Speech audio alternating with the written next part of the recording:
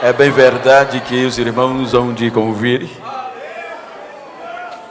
Eu vou pregar este texto, não por conta do hino, pois seria impossível. Mas é a mensagem que está no meu coração há dias. Capítulo 7 dos Juízes, versículo 3.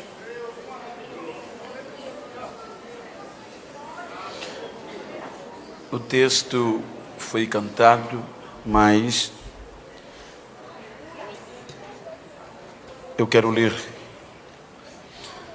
Agora, pois, apregou aos ouvidos do povo, dizendo: quem for covarde e medroso, que volte e vá-se apressadamente das montanhas de Gileade. Então voltaram do povo 22.000 e 10.000 ficaram. Amém? Olhe para quem está ao seu lado e diga: eu já atravessei o rio. Queira tomar os vossos assentos.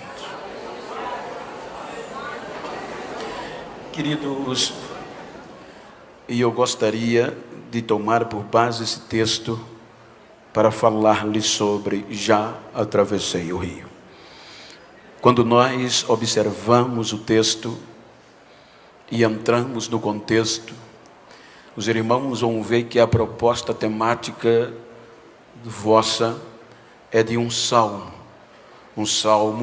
composto de 21 versos, e que a sua epígrafe e o seu contexto nos mostra que é um salmo de triunfos, ou seja, um salmo 145 é de triunfo, onde os irmãos vão ver os 21 versos, o salmista enaltecendo a grandeza de Deus, e o salmo 146 é o contrário, é a fraqueza do homem e a fidelidade de Deus.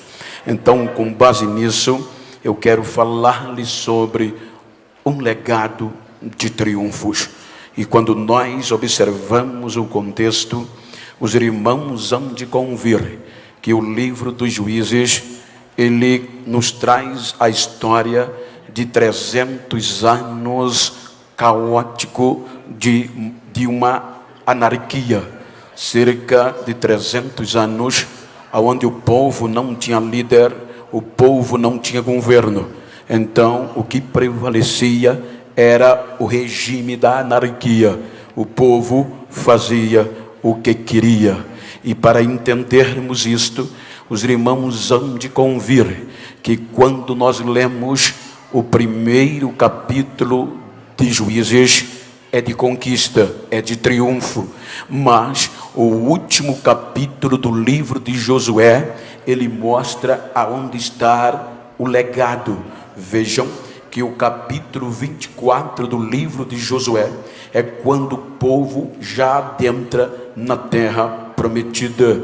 Então o povo dentro da terra prometida, então diz o texto do capítulo 24 de Josué, quando o povo reúne-se na terra prometida, então Josué faz uma convocação, e nesta convocação ele não chama a parte, mas o texto diz que ele convoca todas as tribos de Israel e toda a liderança. Quando eles se reúnem, então Josué traz o histórico de um legado triunfante.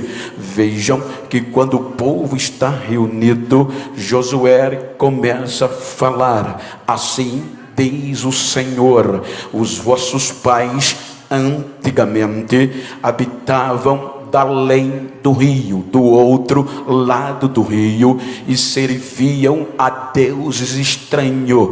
Porém, eu tomei o vosso pai Abraão da além do rio, ou seja, fiz ele cruzar o rio e multipliquei a sua semente, lhe dei Isaque, e a Isaque dei a Jacó e a Esaú. A Esaú fiz com que ele morasse nas montanhas de Seir, mas a Jacó eu fiz com seus filhos descerem ao Egito, e lá do Egito eu tomei a Moisés e Arão e feri aos egípcios, como vocês sabem o que eu fiz no Egito.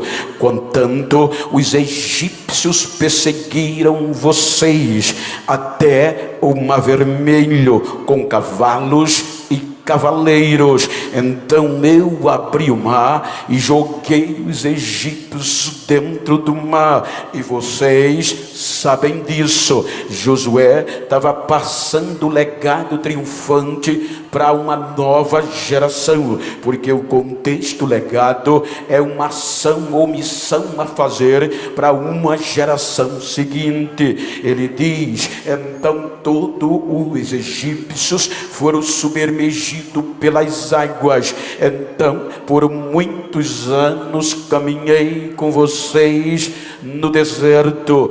Eu frustrei a Balaque quando ele queria amaldiçoar vocês, transformei em bênção.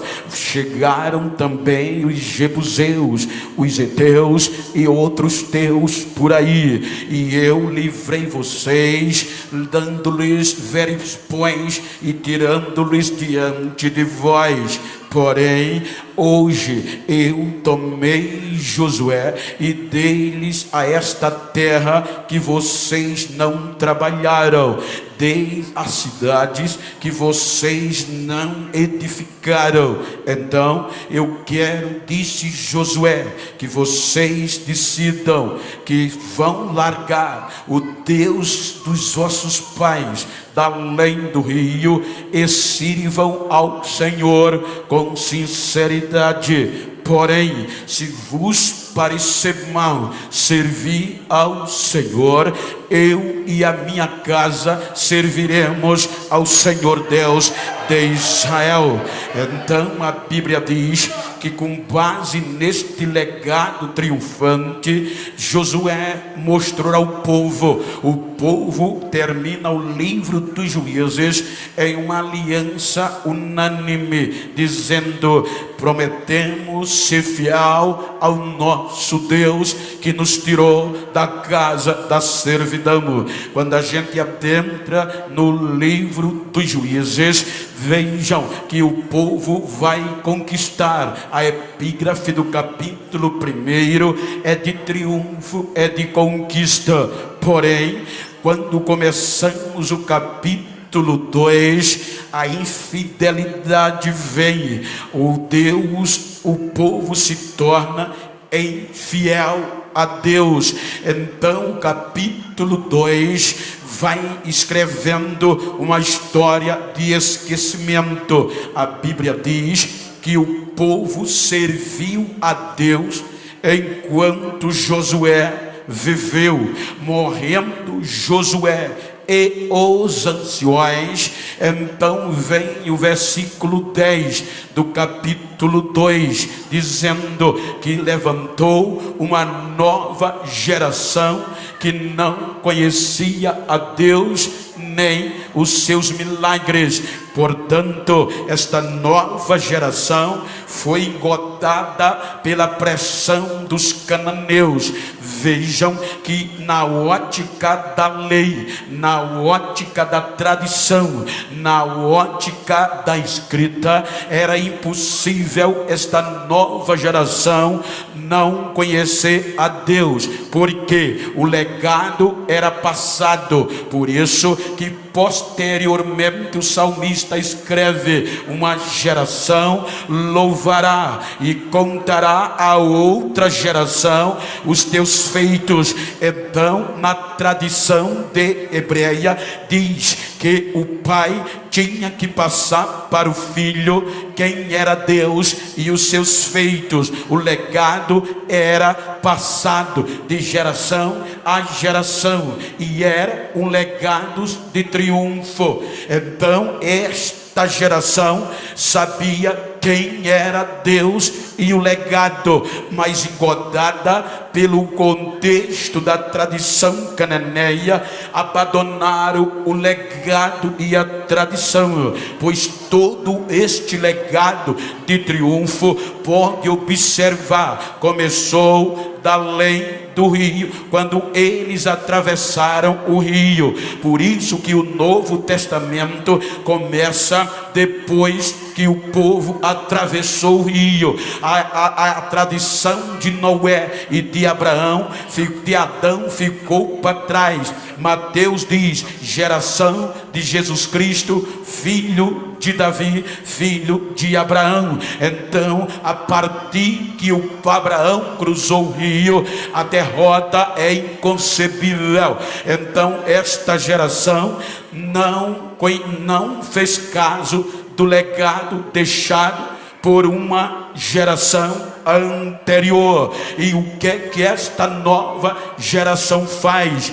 Não leva em conta uma história triunfante, pois a tradição nos diz, e a Bíblia, que eles não tinham como esquecer, até que o capítulo 24 de Josué, os irmãos vão ver que quando Josué termina a reunião, ele pega uma pedra como testemunha, dizendo: esta pedra ouviu tudo que foi dito, vocês não vão ter desculpas.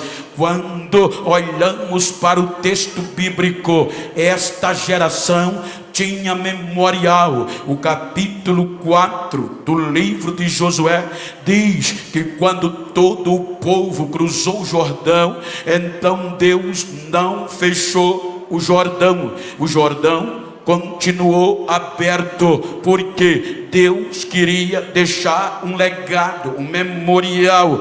E então ele disse a Josué: pede que os 12 homens voltem ao Jordão, aonde os sacerdotes postaram os pés, e me tragam 12 pedras no ombro. Tinha que trazer no ombro e depositem no meio do arraial. A ordem era: aonde o arraial foi erguido, as 12 pedras estão lá. Qual era o objetivo? Memorial. Porque quando os vossos filhos, uma geração que está vindo aí, perguntar o que são estas pedras, vocês dirão: o Deus de Israel abriu o Jordão de ribanceira a ribanceira e nos fez passar a pé enxuto. Então havia um legado triunfante e um memorial. Mas esta geração, engodada pela nova onda da liberdade, pelo contexto cananeu, esqueceu o legado triunfante e adorou os Baalins, se inclinou a Baal e Astarote. E o texto diz que esta geração deixou Deus para trás. Ora, o que eu quero dizer é que um perigo que hoje rodeia a nossa geração é este contexto das inovações e da pós-modernidade, porque hoje o que predomina não é um legado triunfante na vida de um cristão. O importante hoje, para as condições odiernas, não generalizo, é o contexto da fama, da pós-modernidade. Eu digo porque eu vivo hoje, já não se convida mais alguém, entre aspas, pelo legado, mas pela visualização que ele tem no YouTube. Pode até não ter legado, pode até não ser vitorioso, mas se é famoso, vem convidado e ganha muito dinheiro. Já estamos convidando os piadistas para pregar nos nossos congressos. Ou seja, a fama não pode frustrar um legado. Ou seja, o que é que o legado dos nossos pais da geração que passou deixou para nós. Nós somos fruto e conduzimos um legado espiritual, e como diz o Chamep, chamados para o avivamento, jovens e adolescentes e a igreja. Ou seja, este negócio que a fama prevalece, eu digo porque eu vivo isso. Eu sou bombardeado todos os dias para me dobrar, para aceitar muito dinheiro e perder a minha originalidade. Ou seja, não foi este legado, o legado da geração pentecostal assembleana é diferente. Eles não tinham YouTube, eles não tinham Instagram, perderam muito. Eles não tinham Facebook. O que alegrava o coração deles era a marca no joelho, era a marca no joelho. O legado era de oração. Eles tinham carregado esta marca. Eles não eram aplaudidos feito nós. Não era não. Eles às vezes vinham cultuar, chegava na igreja debaixo de pedras, ameaçados, e os não crentes dizendo: os bodes, eles são ignorantes, descartados. Mas quando eles dobravam o joelho, as pedras cobriam dentro da igreja e em cima. Mas eles não desistiam, não paravam, porque tinham que anunciar a uma geração futura este Deus triunfante. Agora, quanto mais pedra caía, mas Jesus batizava a crente com o Espírito Santo nos nossos cultos. Os nossos cultos não precisavam de popstar, o nosso culto não precisava de muita gente que tem até disco de ouro para atrair multidão. Quem atraía a multidão era o legado triunfante da cruz do Calvário, e a gente já saía de casa pegando fogo. Ou seja, um legado de oração e de lágrima. Tinha gente que a gente, quando chegava na igreja, aquele culto gostoso, eu aprendi a orar com 15 dias de crente, porque me converti 21 de junho de 92. Já não era como antes, mas ainda tinha legado favorável. Eu chegava na igreja novo convertido, dobrava o joelho, com 5 minutos não aguentava. Eu olhava e me levantava, sentava. Só que quando eu sentava, olhava para a direita, para a esquerda, para frente e para trás, só tinha eu sentado, não tinha ninguém batendo papo, era só línguas estranhas, glória a Deus e aleluia. Então eu, com vergonha, orava de novo, e com 15 dias eu já orava 2 horas, e a igreja pegava fogo. Aí agora você chegava, tinha um legado de lágrima, tinha crente, tinha irmã e o irmão que já vinha derramando lágrima. Quando chegava, a gente passava no banco, eles botavam 2 lenços porque um não dava. Você dizia: ele hoje vai se quebrar, ela hoje vai chorar. Ela ungia um lenço de lágrima e depois pegava o outro. Agora, recentemente, e eu vieram muitas pessoas me perguntar: por que o senhor chora muito? Porque o senhor só prega chorando? É porque eu não apareci de micro-ondas, eu não apareci no YouTube, eu apareci sendo matriculado na escola bíblica. O meu legado era ser matriculado no círculo de oração. Então eu tenho um legado de lágrima, eu tenho um legado de lágrima. Quem tem esse legado? Quem tem esse legado?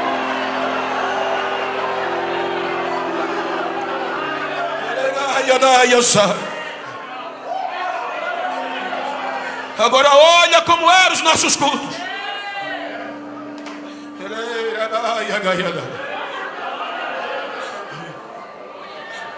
O perigo da nossa geração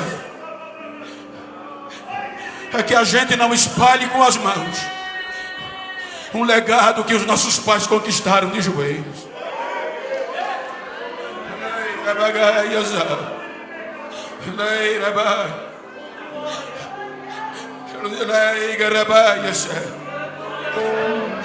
Agora pergunta essa pessoa de cabelo branco que viveu esse tempo: como eram os nossos cultos? Congressos como este não precisava muita coisa, porque nos ensaios Jesus já batizava quase tudo.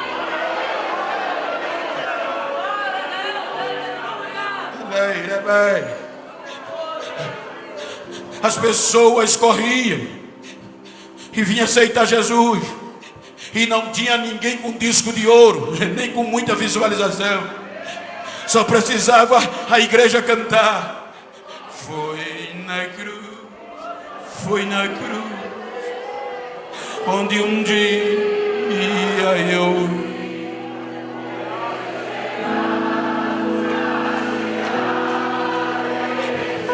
E as pessoas entravam com as mãos levantadas, sem convite.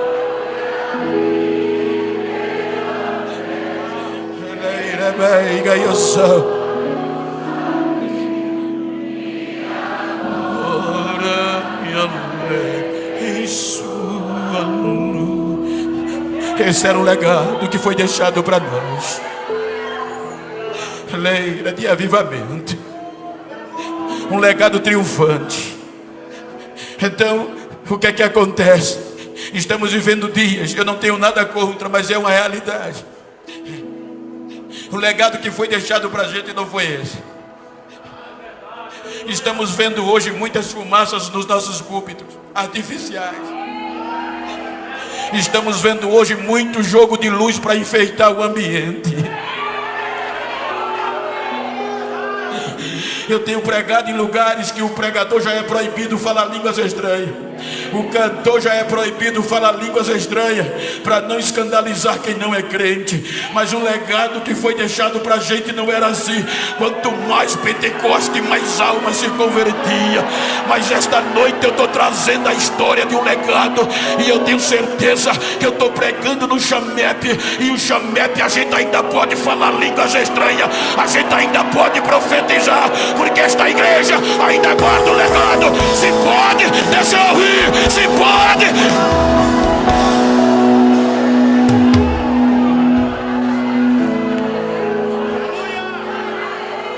Temos que voltar a ouvir as nossas crianças falar línguas estranhas de novo. As nossas crianças hoje estão aprendendo a cantar, mas não estão falando mais línguas estranhas na sua maioria. Temos que voltar a ouvir elas falar línguas estranhas e profetizar. Os nossos jovens e adolescentes, a gente tem que ver eles marchar no meio do culto, profetizando e tendo visão, e Deus fazendo a diferença. Esse é o legado que foi deixado para nós. Esta geração se esqueceu. Essa geração não levou em conta a história e nem o legado de uma geração que passou. Esta geração não levou em conta que para ele estar desfrutando daqueles bons momentos, Abraão cruzou o rio, largou a família e foi para uma terra que não conhecia. Esta geração, em apreço no começo da conquista, não levou em conta que Isaac ralou, que Jacó ralou para manter o legado. Esta geração que passou no capítulo 2 de Juízes não levou em conta que José foi vendido por conta deste legado. Não levou em conta que Moisés abriu mão de ser chamado filho da filha de Faraó por conta deste legado. Esta geração não levou em conta, mas a geração do Chamep ainda pode lembrar e ainda testemunha comigo que o legado que os nossos pais nos deixaram é de avivamento. Esqueceram. E aquilo que era para ser liberdade se tornou escravidão. Se você terminar o capítulo 2 e for até o final do capítulo 5, você vai encontrar 206 anos de história. E nesses 206 anos de história, 46 deles foram de escravidão. O pior, dentro da terra prometida, tinha um legado triunfante, mas não levaram em conta o legado. Os amonitas, os cananeus, os moradores da Mesopotâmia, 46 anos sendo escravos dentro da terra da liberdade. os 400 e poucos anos no Egito era em terras alheias, mas agora se tornar escravo dentro da terra da liberdade, que a geração passada sonhava e não viram, não entraram, e agora não levaram em conta, e se tornar escravo. O que eu acho lindo é a grandeza de Deus. Nesses 46 anos, todas as vezes que Deus ouvia o clamor, toda vez que esta geração era oprimida e lembrava do legado que uma geração passada anunciava, dobrava o joelho e clamava, e Deus ouvia e usava alguém para libertar. A Bíblia diz que mesmo o povo sendo infiel, Deus permanece fiel do mesmo jeito. A fraqueza do homem não altera a fidelidade de Deus. Então diz para quem está ao teu lado: a tua fraqueza, diga para ele: a tua fraqueza não altera a fidelidade de Deus. A tua debilidade não é maior do que o amor de Deus. O legado é triunfante, é triunfante, é de triunfo. Quando a gente começa o capítulo 6 do livro dos Juízes, o texto começa dizendo que o povo voltou, que era fazer mal aos olhos do Senhor, e o Senhor os entrega na mão dos midianitas. E agora os midianitas, com o povo do Oriente, e os amalequitas não enfrentam eles com poder bélico. Só o teclado bem baixinho, por favor. Pelo período de 7 anos, a região do norte, a mais produtiva, Zebulon, Asser, Naftali, Manassés, semeava semente e não desfrutava da novidade da colheita. Quando a colheita estava pronta, os midianitas vinham, assolavam, destroçava, matava o boi, matava a ovelha e o jumento. Primeiro ano, tentaram resistir, não conseguiram. Vamos semear. Segundo, do mesmo jeito. Terceiro, até o 7º ano. A Bíblia diz que por conta desse período, Israel ficou pobre. E agora a geração que podia desfrutar desse legado, com medo dos midianitas, se esconderam nas covas e nas cavernas, e não tinha como reagir. Trazia no bojo um histórico e um legado triunfante, mas não podia usufruir por conta da infidelidade. O que me chama a atenção é que quando eles não suportaram, se esconderam, lembraram do legado. E a Bíblia diz que clamaram ao Senhor, e o Senhor ouviu. Quando o Senhor ouviu, manda o profeta.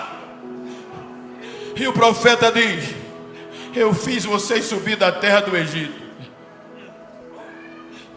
eu livrei vocês de todos os vossos inimigos, coloquei vocês nesta terra, e eu disse a vocês que não adorassem os deuses dessa terra, e vocês não me ouviram, e se cala.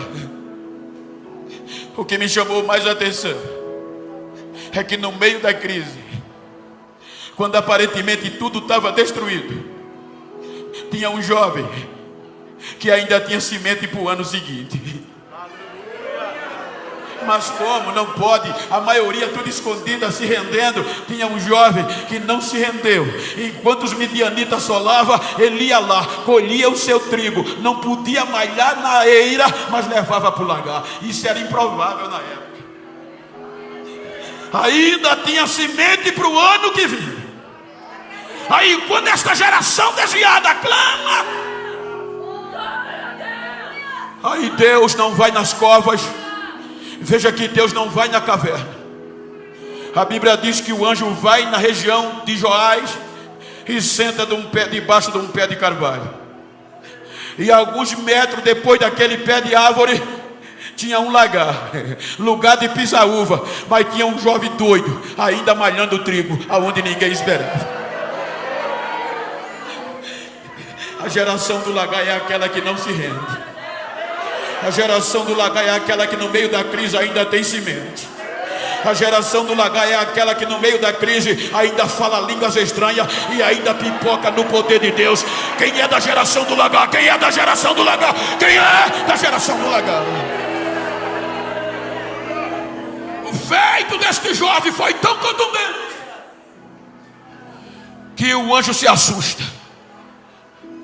O anjo olha no meio de uma crise dessa, onde todo Israel do norte está escondido. Não é Judá, é Israel, é norte. Todo Israel está escondido.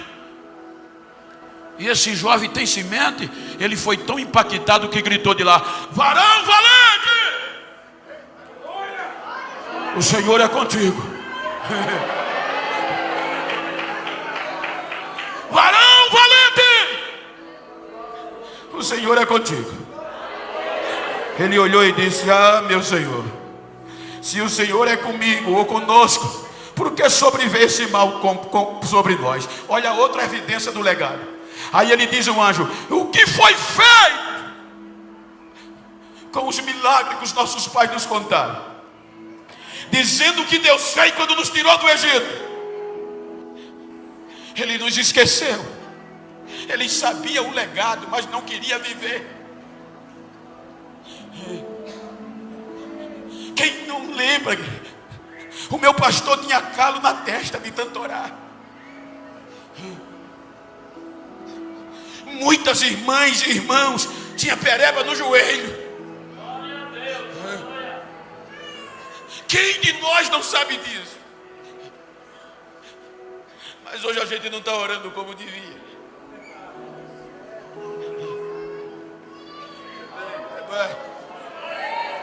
Ele sabia o legado, mas não queria assumir o compromisso. Aí o anjo diz: vai nesta tua força e livra Israel. Aí aqui para frente ele vai dialogando. Quando chega no versículo 25, aí Deus faz a prova se ele era valente mesmo. Deus diz: Gideão, pega o segundo boi do teu pai em sacrifício a mim, um boi de 7 anos. O que é que Deus queria? Expor Gideão em público, para ver se ele tinha coragem. Eu quero que você derrube o altar de Baal e o bosque que está no pé dele, e no lugar do altar de Baal coloque um altar para mim, e corte o bosque, as madeiras, e queime o boi com a madeira do bosque. Ou seja, bosque não era lugar de crente adorar. Quem adorava em bosque, no meio das árvores, todo altar de Baal era cercado de bosque, porque os adoradores de Baal chegavam para oferecer sacrifício, chegava sarado. Quando entrava no bosque, cortava o corpo todo, sangrava, gritava, entrava bom e saía ferido. Altar de Deus não. O crente entra ferido, quebrado, mas quando sai renovado, sai restaurado. Aí Deus disse: tira o altar de Baal e coloca o meu. Isso era expor o menino, porque toda a sua família adorava Baal. Israel estava corrompido. A Bíblia diz que ele pegou 10 homens, e foi tão perigoso que ele não teve coragem de fazer de dia, fez de noite. Quer ser usado por Deus, filho? Guarda o legado. Não tenha medo de se expor. Um dia Deus me deu uma mensagem para pregar na convenção do meu estado, que eu chorei 15 dias sem querer pregar. E quando eu preguei, convenção para 30 mil pessoas, quando eu terminei de pregar, olhavam para mim com os olhos tronchos. Amigos diziam: vou orar por você e por sua família. Peguei o voo, fui para Goiás na madrugada. Quando desembarquei no aeroporto, o meu irmão me liga: o que é que houve ontem no culto? Não sei, foi normal? Não, a televisão e o rádio só falam no culto de ontem. Quando eu cheguei em Acreúna, Goiás, que fui pregar, entrei no hotel, o telefone toca, era um dos grandes pastores do meu estado. dizendo: se eu comer pão, você come pão, se eu beber leite, você bebe leite. Ele desliga, outro liga: eu vou orar por você e sua família. Mas o que é que houve? Você bateu muito, você bateu demais. Eu não sabia que Deus estava me expondo.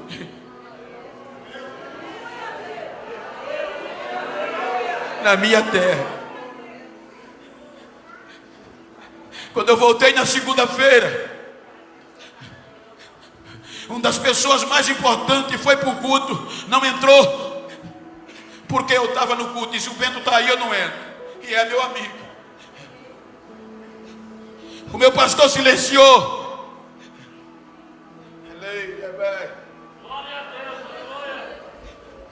Eu cheguei no culto de ensino, os irmãos olhavam para mim e começavam a falar em línguas estranhas. Mas os grandes se revoltaram e disseram ao pastor presidente Zé Neto, na época, saudosa memória: pastor, a gente tem que parar o Bento. O pastor disse: enquanto eu estiver aqui, Deus ainda fala. Diga para quem está o boi, tem coragem? Diga para quem está do teu lado: tem coragem de matar o boi? Tem coragem de cortar o bosque? Deus não usa ninguém sem primeiro lhe expor. Expôs Davi, expôs Elias, expôs Moisés, nem Jesus escapou. Mês de agosto de 2014, as coisas... Eu preguei sobre cavadores de tijolos naquele dia. As coisas que foi pregada foram acontecendo. Mas os amigos saíram me denigrindo a imagem. Aqui em Brasília, alguém cancelava, porque alguém de Maceió dizia: o Bento está queimado, bateu demais e ofendeu o pastor. Mas quando eles fechavam, denigriam a porta, Deus abria mil, e eu começava viajando mais. Quando deu o mês de janeiro de 2015, eu ia para Campina Grande, o telefone toca: até aqui, quase 7 meses, o meu pastor em silêncio.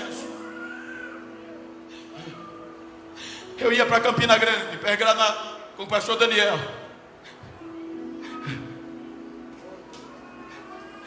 Aí o telefone toca, era o secretário-geral da Convenção das Assembleias de Deus do Brasil.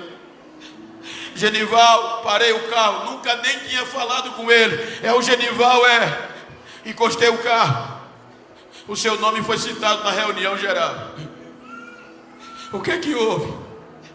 O seu nome foi aprovado para pregar no encerramento da AGO, o maior trabalho das Assembleias de Deus no Brasil. Quando chegou em Fortaleza, 2015, no púlpito só tinha presidente, só top na plenária. E o pastor presidente desceu do púlpito para carregar o neguinho para cima.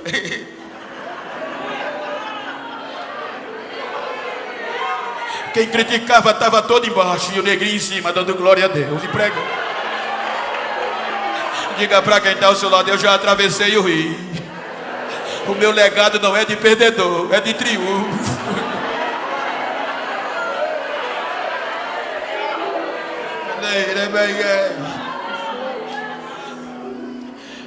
Depois que Gideão faz isso, você pode ver que no outro dia queriam matá-lo. Os próprios irmãos queriam matá-lo. Quando você chega no versículo 33, aí a coisa piora. Porque agora a Bíblia diz que os midianitas, os amalequitas, se puseram no vale de Jezreel. E não para matar, para colher, mas para guerrear e devastar Israel. Diz a história que o efetivo agora não era para destruição, era para guerrear. E o texto mostra isso. E os historiadores dizem que o efetivo de guerra dos midianitas era cerca de 135 mil soldados, com os amalequitas e aliados. Quando você chega no versículo 34, depois que ele se expôs, aí o versículo diz: o Espírito do Senhor revestiu a Gideão. Só foi cheio depois que se expôs. Aí Deus disse: ele serve. Aí ele pega a buzina e vai contra-atacar, vai convidar os seus irmãos para a guerra. Quando ele convoca os seus irmãos, só chega da sua família de Abiezer. Aí ele chama mensageiros e diz a eles: vão em Manassés, vão em Asser, vão em Naftali e convoque os guerreiros para guerrear. Eles foram. Quando chegam com Gideão, 32 mil soldados. Isso implica dizer que para quem traz um legado de triunfo era fácil. Mas se você fizer uma continha, 32 mil com Gideão, do outro lado 135 mil, era um soldado israelita para lutar contra 4 midianitas. Aí quando sabe, tremem. Aí para piorar, já era difícil. Aí Deus diz: Gideão, tem gente demais aí. É mole? Faz o seguinte, prega.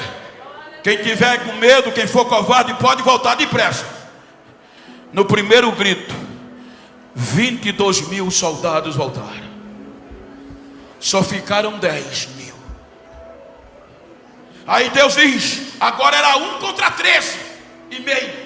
Era um soldado israelita para vencer 13 midianitas e meio. Ficou pior. Aí Deus disse: ainda tem muita gente. Será que dá para duvidar que o legado é triunfante? Aí Gideão preocupou. Ele disse: leva as águas e eu provarei. Se você olhar nas entrelinhas, Gideão não pegou os soldados e levou para o rio. Era clima de guerra. Gideão fez eles cansarem até ter sede no limite. Porque quem diz que a gente é a nossa necessidade. Quem se converte que fumava, só vai dizer que é crente quando vê um cigarro fumaçando na frente dele. Aí depois que eles cansaram, Deus mandou eles levar a água. E aqueles que beber a água só lambendo, separa. E os que se ajoelhar, separa. Quando eles estavam com sede, Gideão levou-los ao rio. Isso queria dizer, eles estavam preparados para a guerra. Capacete, couraça, todos preparados. E não podiam vacilar. Então quando eles viram a água, era a necessidade máxima. Aí alguns chegavam assustados, estamos em guerra. Não ligava muito para a água, olhava para trás. Chegava na beira do rio, não tirava capacete, não tirava coraça. Eu fiz muito isso em riacho. Pegava a mão, jogava na água e sacudia a água para cima. Quando a água subia, eles pegavam a água no ar. É guerra. Aí Deus dizia: separa isso. Aí outros chegavam, tiravam o capacete, tirava a coraça, botava o joelho no chão, botava a boca na água. Se o inimigo viesse, acabou. Aí Deus disse: joga de lado. E os que se ajoelharam, 9.700. Só sobraram 300. Aí Deus diz: vai ser com esses 300 que eu vou te entregar os midianitas nas tuas mãos. Agora era um israelita contra 450 midianitas. Aí Gideão disse: vai dar certo não, Deus. Aí Deus disse, ele duvidou. Aí Deus disse: desce amanhã cedinho no arraial dos midianitas, madrugada, e eu vou te mostrar. Ele pegou seu servo, desceu. Quando chegou perto do arraial dos midianitas, ficou: o que é que Deus vai falar? Aí tinha 2 soldados midianitas, incrédulos, não crentes. E um olhou para o outro e disse: eu tive um sonho terrível. Eu sonhei que um pão tostado de cevada descia do monte, invadiu o arraial dos midianitas e destroçava tudo. Aí o outro não crente disse: eu já sei o que é. O não crente é a espada de Gideão, filho de Joás, o israelita. Deus entregou os midianitas nas mãos dele e vai dar vitória a ele. A Bíblia diz que quando Gideão viu isso, foi renovado, botou o joelho no chão e adorou. Agora eu vou, agora vai, agora eu estou dentro. Agora eu quero pregar aqui, com respeito ao hino. O que você faria com 31.700 soldados que voltaram? Quando aqueles 31 mil e 700 soldados saíram de casa, saíram como guerreiros. A esposa, os filhos, a família acreditou neles. E agora eles voltam. Imagina a recepção deles. Covarde, medroso, despreparado. A gente acreditou em você, em casa, na rua. Eu te pergunto, você acreditava neles de novo?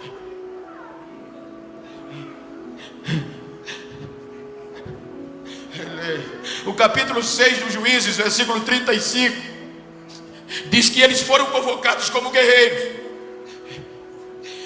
Quando chegaram em casa, já venceram? Não.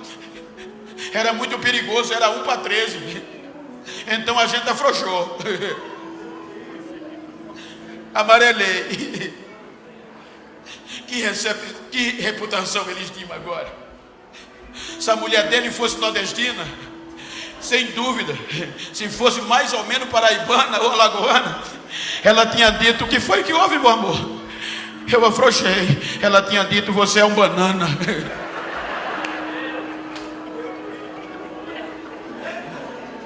O que você faria com esses 31.700? Gideão recebe instrução. Gideão não vai precisar espada. Você pode olhar o texto.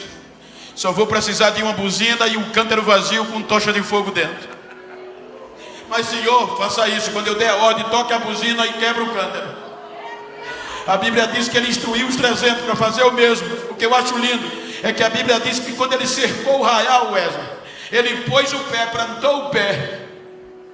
Se ele pegou na espada, o texto não mostra, porque a mão direita estava ocupada com a buzina e a esquerda com o cântaro. E a Bíblia diz que ele não tirou o pé do canto. Quando tocou a buzina e quebrou o canto, os 300 fizeram o mesmo. Agora era barulho e fogo.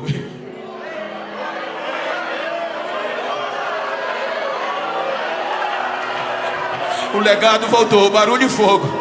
O legado voltou, o legado voltou, o legado voltou.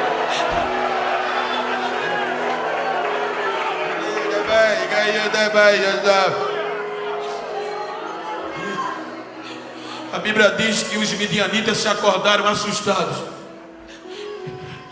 E para piorar, quando eles tentavam fugir, Deus fez uma confusão. E agora os midianitas lutavam contra os amalequitas e contra o povo do Oriente. Era um matando o outro e o outro matando um. E Gideão só fazendo barulho e o fogo pegando, sem tirar o pé do canto, e Deus fazendo nada. Agora o que eu quero dizer-lhes é que o Salmo 145 fala do legado triunfante. O 146 fala da fraqueza do homem. E se você ler o 146, você chora. A Bíblia diz que os midianitas fugiram. Aí a gente chega no capítulo 7. A maioria dos midianitas fugiram. Os príncipes Oreb e Zeeb fugiram. E Gideão com os pés plantados. Se eles cruzassem o Jordão, não pegava mais. Aí Gideão chamou os mensageiros e disse a ele: faz o seguinte, capítulo 7, versículo 23, a mesma convocação do 6:35. Gideão diz: vão em Manassés, vão na tribo de Assé, de Naphtali, e diga aos guerreiros que é hora de voltar para o combate. Os mensageiros partiram. Quando entraram nas tribos, que bateu na porta: ei, quer o quê? Aí mora um covarde. Aí o mensageiro bate na porta. O covarde abre a porta. Aí o mensageiro diz: Gideão mandou dizer que você ainda serve. Se você quiser recomeçar e voltar ao combate, ele está te esperando. Não deixe os midianitas cruzar o Jordão. Vocês querem recomeçar? Vocês ainda servem. Aí agora quem só chamava covarde, vira os covardes e botaram a espada na mão de novo. botar o capacete.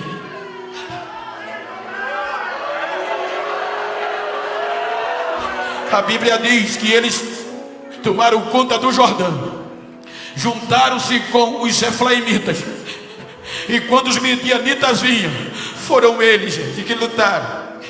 A Bíblia diz que eles com os efraimitas mataram os gibeonitas, os midianitas, e para melhorar, pegaram o melhor prêmio que numa guerra podia ter, a cabeça dos príncipes. A Bíblia diz que mataram Zeeb e Oreb. Agora, quem ninguém acreditava mais, chega para Gideão com a cabeça dos príncipes e entrega. Obrigado por acreditar em nós de novo. Obrigado por acreditar em nós de novo. Eu não sei como você chegou aqui. A gente só vem indo para 300. Mas a história não termina com 300, é com 32 mil. Olha para quem está ao teu lado e diga: a partir de hoje vão ter que esquecer os 300 e vão ter que fazer hino para botar você no meio. Vai ter que fazer hino para 32 mil, não para 300.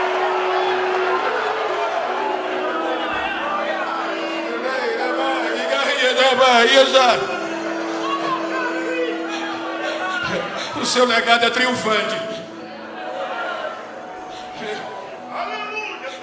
O seu legado não é de derrota. Eu não sei como você chegou nesse congresso. O que eu achei lindo é que na antiga Roma, quando o exército estava em combate, o exército romano, que terminava o combate, que voltavam, quando entravam na cidade, a elite de Roma levantava para aplaudi-los. Era eles entrando na cidade e aplaudidos. Só que a maioria não vinha mais perfeita. Uns vinham sem orelha, outros vinham sem pernas, outros vinham sangrando, outros nas costas um do outro, mas aplaudido pela elite. Combatente, diga para quem está ao seu lado: não estou nem aí. Como você chegou no congresso, se sem orelha, se ferido, se carregado, eu só quero saber que quando a trombeta tocar, você vai estar lá comigo.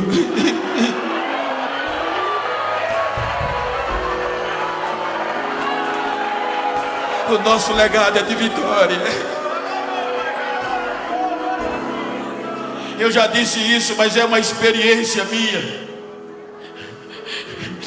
Nós vivemos em uma geração de esquecimento, que só precisa, deixa a gente para trás facilmente. O pastor me contou uma história e eu me lembro. Tem lugares que quando um crente é ferido, os pastores ensinam para nem dar a paz do Senhor a ele. Presta mais não. O que é que faz? Exclui, rasga a credencial. Esse não é o legado depois do rio, gente. E principalmente depois da cruz. Eu tive uma experiência. Eu li um artigo de guerra que o governo americano, naquela guerra do Iraque, na época ele investiu 17 mil dólares, hoje na moeda corrente cerca de 60 mil reais, só para equipar um soldado, só para equipá-lo. E eu tenho um amigo que é sargento do exército americano, e eu estendi a mão para parabenizá-lo. E quando eu fui parabenizá-lo, ele disse: não, Beto, eu não mereço parabéns. Quando a gente se alista, já é para isso mesmo, a gente morre ali. A gente só vai viver para duas coisas: para a pátria e para proteger o amigo, o companheiro. Ele disse: a ordem é para a gente não deixar ninguém para trás. O legado é esse, Beto. Se for preciso, a gente dar a vida para salvar um amigo. Depois do rio, Jesus disse: Pai, daqueles que tu me deste, nenhum se perdeu, a não ser o filho da perdição. Eu amei eles até o fim, Pai.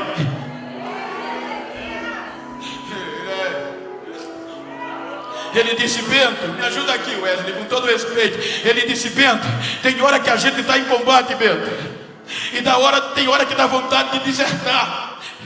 É tanto tiro, tiroteio, mas o legado do exército é proteger o outro. Se preciso for, veio uma bala no encontro do meu amigo, eu ponho na frente, eu sou atingido para proteger ele. Ele disse: mas tem hora que é tanto barulho e de repente a gente vai andando, daqui a pouco só vê o pipoco pá, quando olha, o companheiro caiu, e já caiu sangrando, e a gente quando olha para trás, ele está sangrando. Aí a mente da gente diz: não presta mais não, deixa ele para lá. Mas o legado diz: vai olhar se ele respira. Se ele estiver respirando, ainda serve. Se ele estiver respirando, ainda serve. Levanta ele, põe ele no ombro. Ele está respirando, traz ele, ainda tem jeito. Coloca ele no ombro, ainda serve, ainda serve.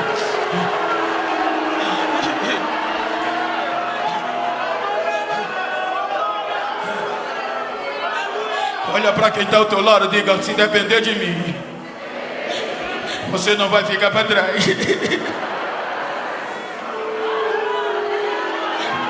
Porque o meu legado é de triunfo.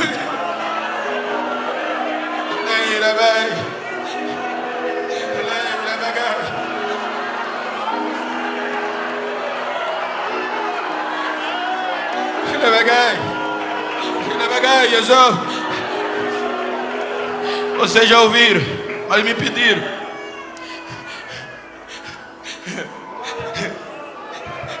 Quem investiria, gente, nos 32 mil, nos 31.700? Agora olha que notícia eu tenho para você. O que o Salmo nos diz, o 45 e o 46. Se o governo investiu 17.001 soldados, e a ordem é que não pode abrir mão dele, imagina você que o nosso legado não é de ouro, não é de prata.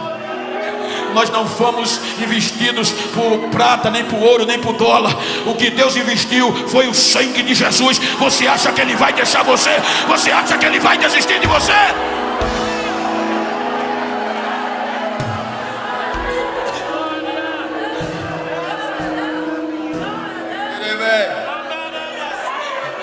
Eu estou aqui, gente.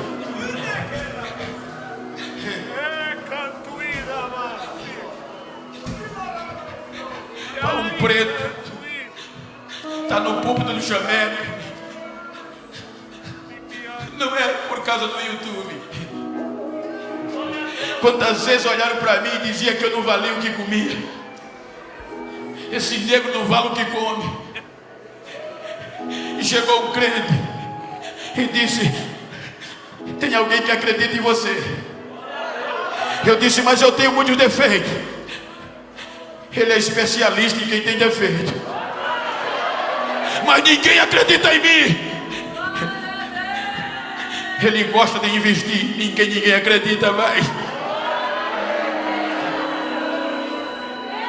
E me levou 3 meses depois, eu aceitei. Ele me aceitou com todos os meus defeitos. Com 15 dias me batizou com o Espírito Santo. Agora com 1 mês de crente, eu já orava mais de 2 horas, já ia para 3. Aí comecei a gostar e orava no mínimo 8 horas por dia. Quando não dava tempo por causa do trabalho de dia, eu rolava à noite. 1 ano e meio de crente. Eu estava num culto na igrejinha dentro do canavial, e o pregador olhou para mim e disse: Deus está me dizendo que as fronteiras do mundo vão se abrir, e você vai ser um instrumento restaurador nas mãos dele. Terminou o culto, fomos para casa. 3 dias depois, um grupo de obreiros foi para mim e disse: Bento, acredita naquilo não, o pregador errou. Mas por quê? Esquece aquele culto. Tu tem 3 defeitos que é impossível alguém acreditar em você.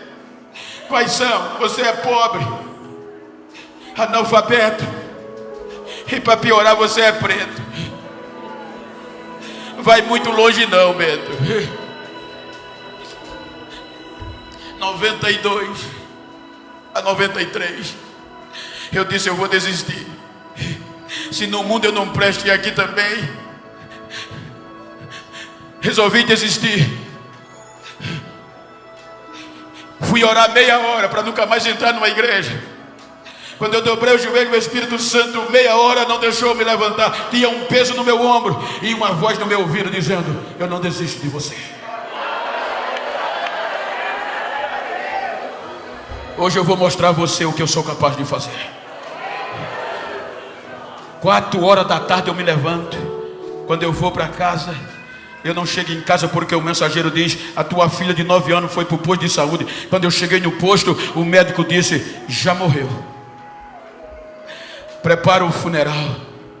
Coloquei ela no braço. Quando eu saí do posto, o Espírito Santo disse: não vai para casa não, vai para onde tu estava, que eu vou te mostrar que quem te escolheu fui eu. Eu não dependo do que o homem acha nem do que o homem diz. Eu cheguei no posto, o médico mandou eu entrar, disse: olha, ela já entrou em óbito. Eu saí nessa situação, vai para a igreja. Cheguei na igreja, joguei ela no piso. Quando eu joguei ela no piso, não demorou muito, 10 segundos depois que o médico chegou e a enfermeira, porque foram dizer: ele está doido. A voz de Deus disse: fui eu que te trouxe aqui. E para você saber quem sou eu te dou vitória hoje. A menina começou a se endireitar e deu um salto em 10 segundos.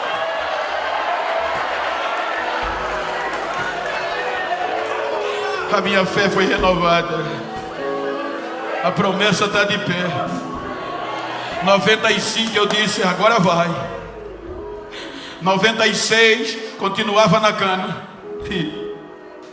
97 na cana. Aí os irmãos chegaram e disseram: eu não disse a você que era para não acreditar? Tu é pobre, nego, procura o teu lugar. Aí começaram a zoar: qual foi o país que tu veio hoje? Eu tinha vindo do Canavial. Aí ele dizia: o internacional chegou.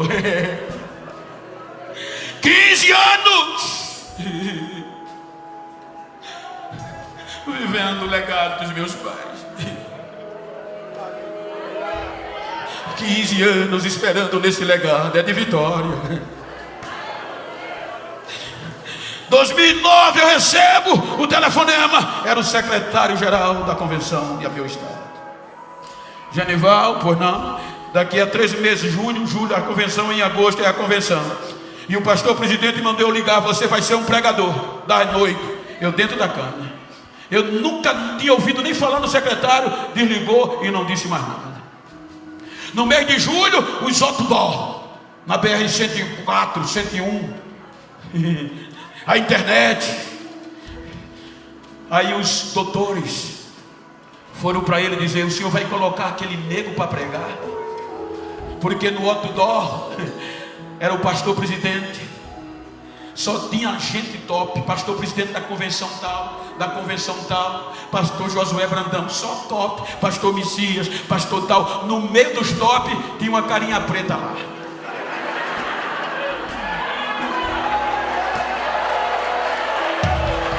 Diga para quem está ao seu lado: eu já cruzei o rio. Aí foram dizer: o senhor vai mudar aquele nego para pregar? O pastor disse: vou. O senhor sabe que ele é analfabeto? Sei. Sabe que ele é da roça? Sei. Sabe que ele não tem cultura? Sei. O senhor perdeu o juízo? Não, foi Deus que mandou, ponto final. Não fala mais nisso, foi Deus que mandou. 2009 eu preguei. 2010 eu dentro da cana, eu inocente, alô? Aí do outro lado, hello? Era a Europa. Aí o pretinho pega o Boeing, Suíça. 2010, alô? Pastorial, yes, era América. Aí 2012, eu não sabia o que dizer, só fui dizer arigato. Aí,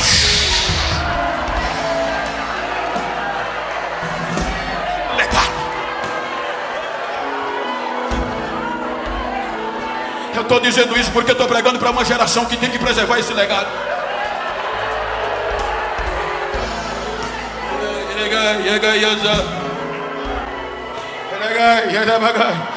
Quase todos os dias eu recebo propostas. Hoje, pela misericórdia de Deus, eu prego nos maiores trabalhos do Brasil e do mundo, nas convenções gerais. Esse período era para mim estar na Europa ou em Israel. Quando souberam que a viagem foi cancelada, investiram: Bento, vem para cá, a gente te paga em euro. Eu já acertei com o Chamep. Mas Bento, quanto eles vão te pagar lá? Não sei, a gente dobra em euro. Não, eu não prego por dinheiro, eu preservo o meu legado.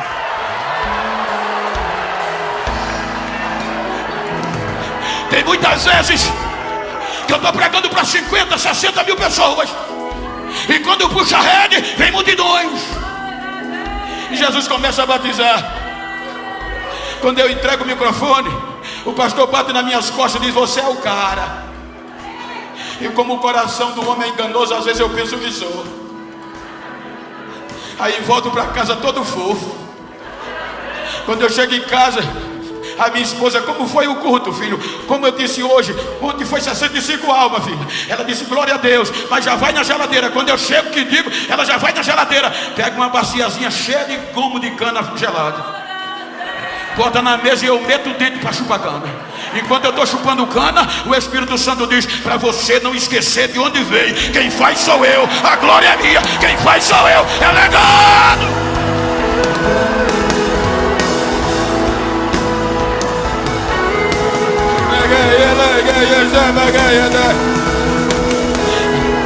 Te coloca de pé, por favor, te coloca de pé, por favor.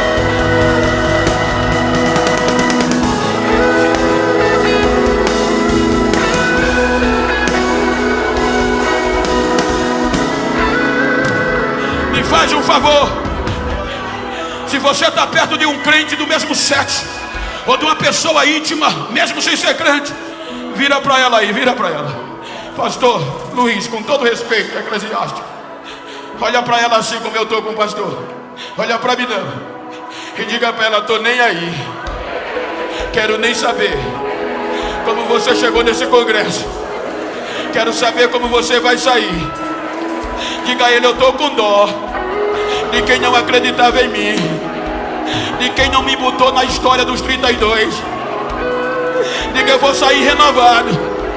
Vão ter que fazer hino para mim, vão ter que me botar na história.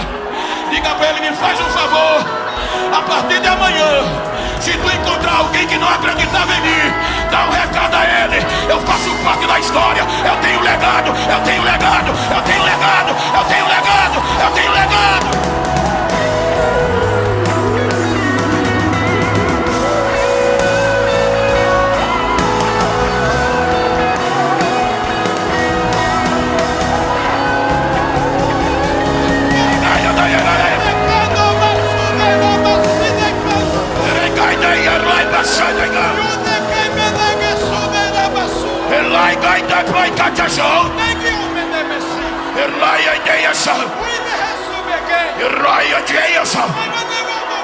Isso é pouco. Eu tenho grandes coisas a fazer nesta geração. A minha glória está invadindo esta casa. A minha unção está levantando caídos. Porque eu não mudo. Eu estou derramando a unção esta noite sobrenatural sobre a minha geração, para que saiba que eu não mudo. Recebam, recebam a minha glória. Assim diz o Senhor. Recebam, recebam, recebam, recebam.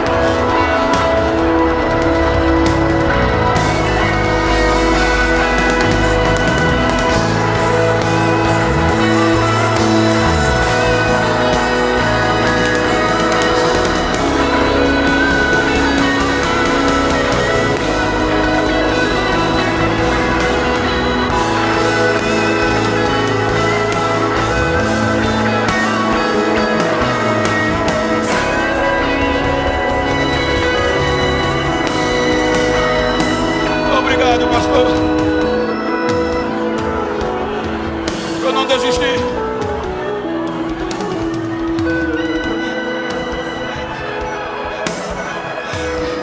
Olha para quem está ao teu lado e diga a ele: independente de como você chegou, você ainda serve.